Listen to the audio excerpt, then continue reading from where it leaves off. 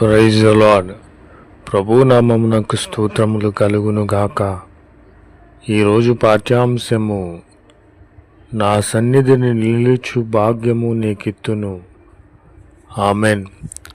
నా ప్రియమైన సహోదరి సహోదరులారా, ఆయన సన్నిధిని మనము నిలవాలంటే అట్టి భాగ్యతను ధన్యతను మనము పొందుకునే వారముగా ఉండాలి.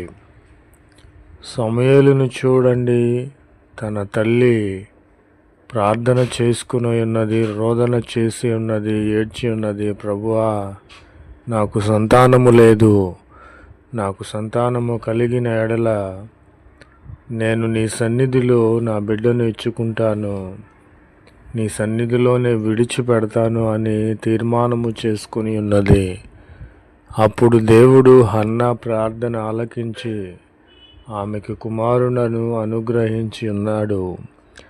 అట్టి కుమారులను తను చెప్పిన విధముగానే, తీర్మానము చేసుకొనిన విధముగానే దేవుని సన్నిధిలో విడిచిపెట్టి ఉన్నది.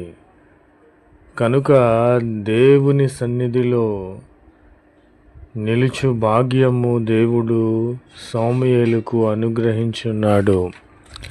అలాగనే నా ప్రియమైన సహోదరి సహోదరులారా, మన బిడ్డలను లోక సంబంధముగా ఉన్నతమైన స్థితిలో ఉంచాలని మనము చూస్తున్నామే.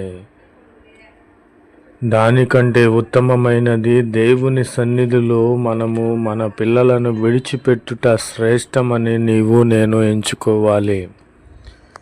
కనుక నా ప్రియమైన సహోదరి సహోదరులారా, మన పిల్లలను దేవుని సన్నిధికి అలవాటు చేయాలి. దేవుని సన్నిధిలో ఉన్నటువంటి భాగ్యమును తెలియపరచాలి, దేవుని సన్నిధిలో నడిపించాలి. సేవకులుగా, సేవకురాండ్రగా వారిని దేవుని కొరకు సిద్ధపరచాలని, దేవుని సన్నిధిని నిలిచి భాగ్యము వారికి కలుగు చేయాలని ప్రభు పేరిట మనవి చేయుచున్నాను. ఆమెన్. ప్రభు నామమునకు స్తోత్రములు కలుగునుగాక. ప్రభువైన క్రీస్తు వారు నీకు నాకు చెప్పుచున్నారు, భయపడకుము, నేను నీకు సహాయము చేసేదను. 38 ఏండ్ల నుండి కోనేరు దగ్గర, బెతెస్దా కోనేరు దగ్గర పడి ఉన్నటువంటి ఆ రోగి యొద్దకు యేసుక్రీస్తు వారు వెళ్ళి ఉన్నారు. ఆ దేవదూత వచ్చిన సమయంలో అతనిని ఆ కోనేరులో దించుటకు ఎవరు లేనందున 38 సంవత్సరముల నుండి నిరీక్షణ కలిగి ఆ బెతెస్దా కోనేరు దగ్గర పడి ఉన్నాడు. యేసుక్రీస్తు వారు అటుగా వెళ్ళి ఉన్నాడు. కనుక ఆ బెతెస్దా కోనేరు దగ్గర పడి ఉన్న 38 సంవత్సరముల నుండి స్వస్థత లేక పడి ఉన్న ఆ రోగి వద్దకు వెళ్ళి అతనిని పరామర్శించి ఉన్నాడు.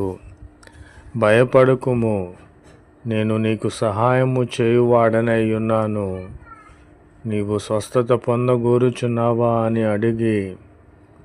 అడిగి ఉన్నాడు. అయ్యా, నేను స్వస్థత పొందగోరుచున్నాను. దేవదూత కోనేరులో దిగినప్పుడు నేను ఇక్కడ నుండి కదలలేని పరిస్థితి, నన్ను ఎవరును ఆ కోనేటిలో దించడం లేదు. 38 సంవత్సరముల నుండి నిరీక్షిస్తున్నానని దేవుని సహాయము కోసరము అర్థించినప్పుడు, భయపడకుము, నేను నీకు సహాయము చేయవాడనై ఉన్నాను అని చెప్పాను. నీవు స్వస్థత పొందగోరుచున్నట్లయితే, నీవు విశ్వసించినట్లయితే నీ పెరుపెత్తుకొని పరుగెత్తుమని చెప్పినప్పుడు, ఆ 38 సంవత్సరముల నుండి స్వస్థత లేని వ్యక్తి దేవుని మాట వలన, ఒక్క మాట వలన, తన విశ్వాసము వలన తన పరుపెత్తుకొని స్వస్థత పొంది పరిగెత్తి ఉన్నాడు. కనుక నా ప్రియమైన సహోదరి సహోదరులారా, మనము విశ్వాసము కలిగి ఉండిన ఎడల, భయమును విడిచిపెట్టిన ఎడల మనకు దేవుడు సహాయము చేసే వానిగా ఉన్నాడు. ఆమెన్.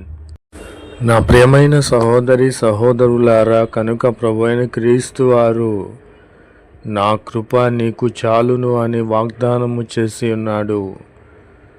అబ్రహాము మన పితరైన అబ్రహామును దీవించి ఉన్నాడు. తనను దేవుని యొక్క కృపలతో నింపి ఉన్నాడు. అలాగునే నోవాహును ఆశీర్వదించి ఉన్నాడు. దేవుని యొక్క కృపలతో నింపి ఉన్నాడు. ప్రభువా, నీ సన్నిధి నాతో ఉంటే చాలయ్యా, నేను ఎల్లప్పుడూ కూడా నీ సన్నిధిలో ఉండాలయ్యా అని ప్రార్థన చేసిన దావీదుకు తన కృపలను అనుగ్రహించిన దేవుడు మన పితరులైన ప్రతి ఒక్కరిని జ్ఞాపకము చేసుకొని నెడల వారికి దేవుడు తన కృపను చాలేటట్లుగా అనుగ్రహించి ఉన్నాడు. కనుక దేవుని కృప మనకు చాలును. నా ప్రియమైన సహోదరి సహోదరులారా, ఈ లోకంలో మనము ఎంత సంపాదించుకొనినను, మనుషుల దయను కృపను సంపాదించుకొనినను వ్యర్థమే. అవి శాశ్వతమైనవి కాదు. శాశ్వతమైనది ఏది అంటే దేవుని కృప మాత్రమే. దేవుని కృప కలిగి ఉంటే మనము ఆశీర్వదించబడతాము. దేవుని కృప కలిగి ఉంటే మనము స్వస్థత పొందుకుంటాము. దేవుని కృప కలిగి ఉంటే మన పాడి పంటలు అభివృద్ధి చెందుతాయి. మన కొట్లలో సమృద్ధిగా ధాన్యము నింపబడతాది. కనుక దేవుని కృప నాకు చాలునని ఎవడైతే అనుకుంటాడో వాడు అత్యధికముగా ఆశీర్వదించబడతాడు. కనుక నీవు నేను చెప్పవలసింది, దేవుని కృప వలన మనకు దేవుని సన్నిధిలో నిలిచు భాగ్యమునిచ్చి ఉన్నాడు, మనకు సహాయము చేసి ఉన్నాడు. కనుక దేవుని కృప నాకు చాలును అని చెప్పగలిగేటట్లుగా మన జీవితములు ఉండాలని ప్రభు పేరిట మనవి చేయుచున్నాను. ఆమెన్.